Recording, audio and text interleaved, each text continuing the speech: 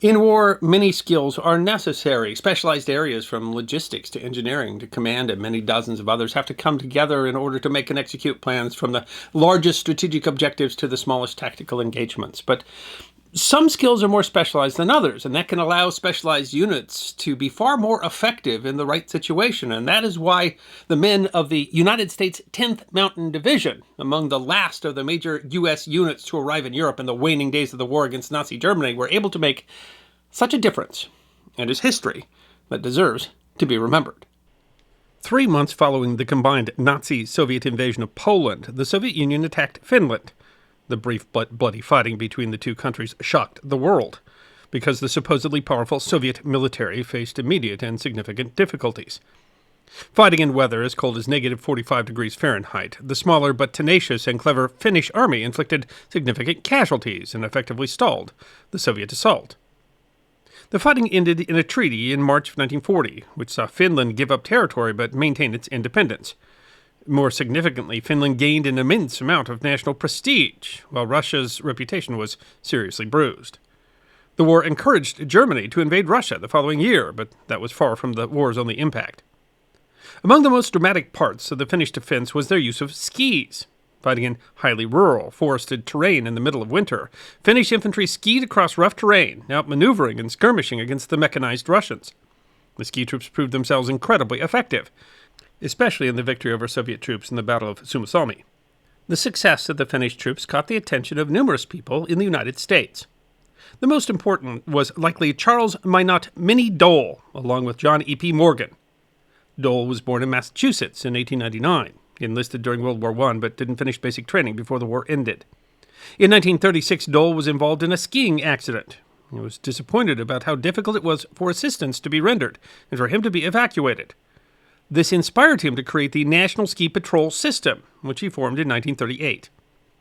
According to Dole, in 1939, he discussed the success of the Finnish troops with several friends, which likely led to a discussion regarding the U.S.'s preparedness for surprise invasion. Although unlikely, he realized that the U.S. had never prepared for a war in cold and mountainous terrain. This, he said, is where my obsession began.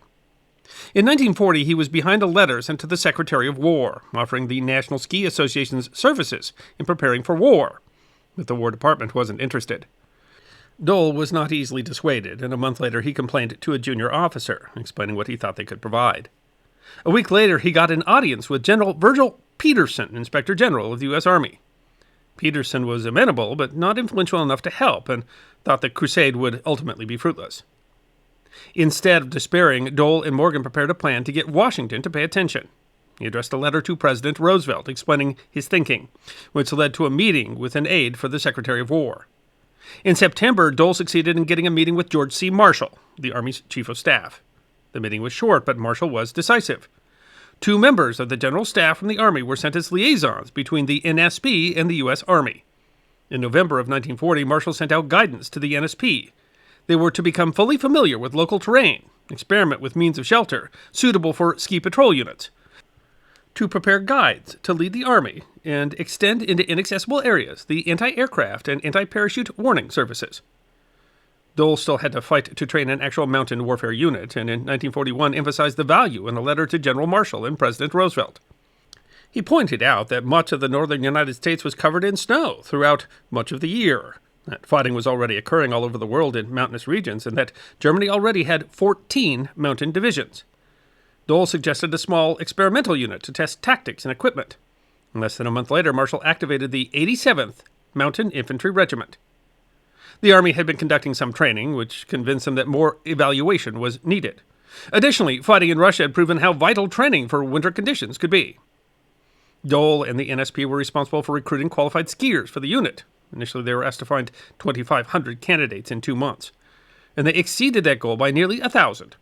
Dole contacted all of the NSP chapters looking for volunteers and began airing radio and newspaper advertisements, where there were the greatest numbers of skiers.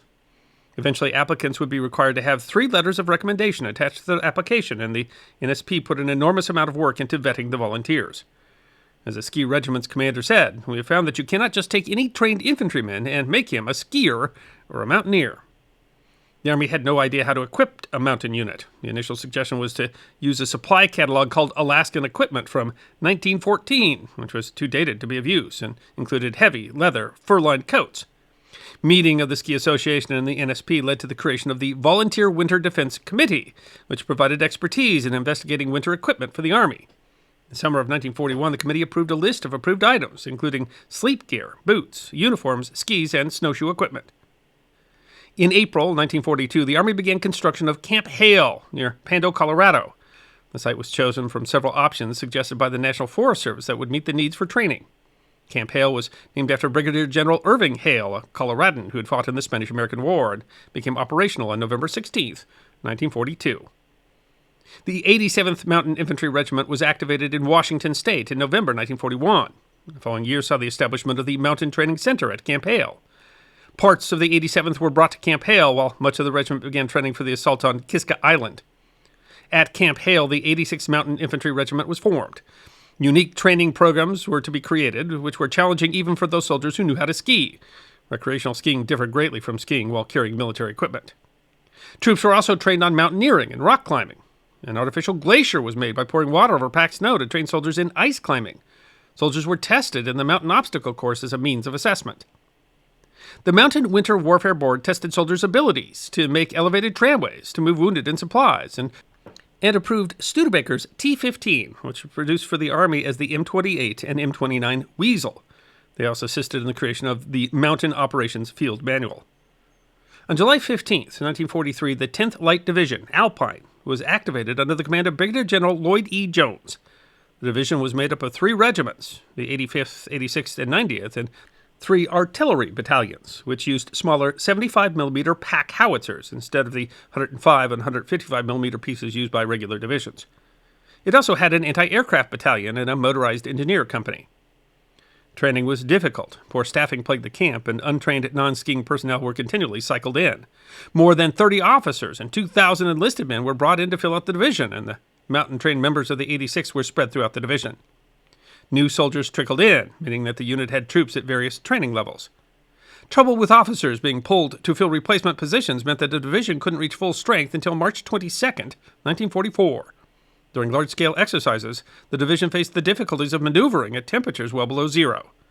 After initial training ended in March of 1944, the division was moved to Texas and Louisiana, which led to rumors that the Mountain Division was being transitioned to a regular division. When pressed, General Marshall told Dole that the unit had been deployed for good reason. "You must remember, however, I have only one mountain division," Marshall said. "If I commit them at point X and 2 months later I need them at point Y, problems of transportation are so great that I can't get them there." He also wished he had gotten the division ready for deployment earlier, claiming that if he had had the division in the winter of 43, the entire Italian campaign might have gone differently. The largest center of communications that the Germans had was just on the other side of Cassino, with a mountain division that could have wiped it out. But as it was, we were held up for 17 days by heavy snows. Less than 90 days after the 10th was moved to Texas, opportunity for deployment presented itself. While the Allies threw most of their forces into Normandy and the campaign in France, the war in Italy ground on. But as winter approached, the army in Italy found itself caught in the mountains. The 10th was prepared for deployment with 2,000 more personnel, 5,000 more mules, and each battalion assigned a heavy weapons company. On November 6th, the division was reorganized as the 10th Mountain Division. They were also given a new commander, Medal of Honor recipient and World War I veteran, Major General George Price Hayes. The 86th Regiment reached Italy at the end of December, with the rest of the division arriving in January 1945. They joined the 5th Army, which held the Germans to a stalemate across the Italian peninsula. With the British 8th Army, the Allies planned on breaking through German defenses and fighting up the Po River Valley toward Bologna in the spring of 1945 in Operation Encore. To move forward, the 5th Army needed to capture German positions on 2 mountains, Mount Belvedere and Mount Gorgolesco, and Riva Ridge. The Army had already made several failed attempts when the 10th Division arrived. By January 28th, the division was in position to make a daring assault. Climb Riva Ridge and seize the high ground at Mount Belvedere, then hold it while the rest of the 5th Army pushed forward. The unit had 2 weeks to prepare for the attack. The 1st Battalion of the 86th Regiment would attack the ridge, while the other 2 regiments attacked the flanks of Mount Belvedere. The approach to the ridge was steep, and the battalion used skis to move towards the ridge and conduct reconnaissance, identifying trails and preparing climbing assets to climb sheer cliffs. According to their intelligence, 4 battalions of Germans defended the ridge with 4 more in reserve. The attack on Riva Ridge was scheduled for 11 p.m. on February 18th, with the attacks on Mount Belvedere to follow 24 hours later. The 86th 1st Battalion traveled in the dark, maintaining radio silence as they approached the ridge. By 1 a.m., all companies had joined the attack, and with a certain amount of luck, they took the Germans essentially by surprise. They arrived just as the Germans were conducting a relief in place and were able to occupy German foxholes and ambush German patrols. By 6 a.m., the ridge was secure. The battalion dug in, holding off counterattacks while heavy equipment was brought in. The 75mm howitzers had to be pulled up by mule, a job that was so arduous that the mules died within hours of reaching the summit. An aerial tramway was also built that climbed more than 600 feet, moving 10,000 pounds of supplies in the initial days of the operation and carrying wounded back down. While Riva was under assault, the remainder of the division moved in position under the cover of night, undetected. On schedule, they assaulted the defenses on the mountain, but this time the defenders weren't caught unaware. Fighting in the dark and managing minefields and dug-in defenders, the division secured the mountain by 10 p.m. on February 20th. Supported by aircraft and artillery, on Riva Ridge, the division secured its objectives by February 25th. Lieutenant General Lucien Truscott told the division that its first operation had been an inspiration to the entire Fifth Army. The success broke the stalemate that had held throughout the winter, securing supply routes for the continued march north. In early March, the division continued to lead the Fifth Army in the advance through the Po Valley against fierce German resistance. On March 3rd, 3 battalions moved northeast towards Casteldiano. That day, famed Norwegian-born ski jumper Sergeant Torger Tokel was killed, attempting to take out a machine gun nest with a bazooka when a German artillery round detonated the bazooka ammunition he was carrying. The division successfully captured their goals, which cut off the main German communication and supply lines in the Po Valley. They held their positions for several weeks until the beginning of the spring offensive in April. 24 hours ahead of the rest of the Allied forces, the 10th began assaulting German positions. This was the division's bloodiest day, where future presidential candidate Bob Dole was injured. This assault also saw PFC John McGrath knock out 4 German machine guns before volunteering for another mission, where he was killed. McGrath was posthumously given the division's only Medal of Honor. Within 3 days, the division had captured Tolle, just south of Bologna. Capturing these positions secured the advance of American armored units to break into the Po Valley. On April 20th, elements of the 10th Division were the first American units to break out into the valley. General Hayes then ordered a task force put together that led the division in a rapid dash towards the Po River as the spearhead of the entire advance. On April 23rd, a battalion of the 87th Regiment crossed the Po River under fire in assault boats, securing a bridgehead. Elements of the division were assigned to a task force under Colonel William Darby, commander of the 1st Ranger Battalion, in a mission to capture Verona. By April 26th, the division reached the shore of Lake Garda at the feet of the Alps. By then, the German army was in full retreat. On April 30th, using amphibious DUKWs, members of the 85th Regiment entered Mussolini's villa at Gargnano, and on May 2nd, the German army in Italy surrendered, and several days later met with Allied troops moving south into the Alps.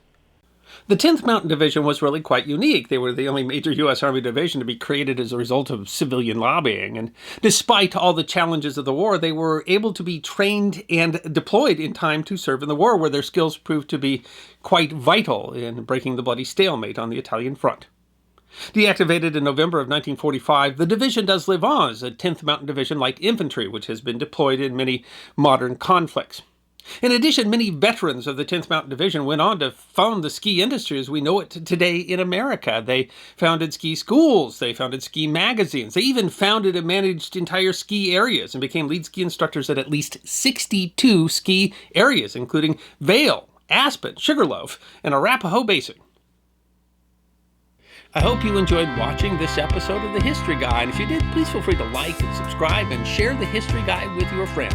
And if you also believe that history deserves to be remembered, then you can support The History Guy as a member on YouTube, a supporter on our community at Locals, or as a patron on Patreon.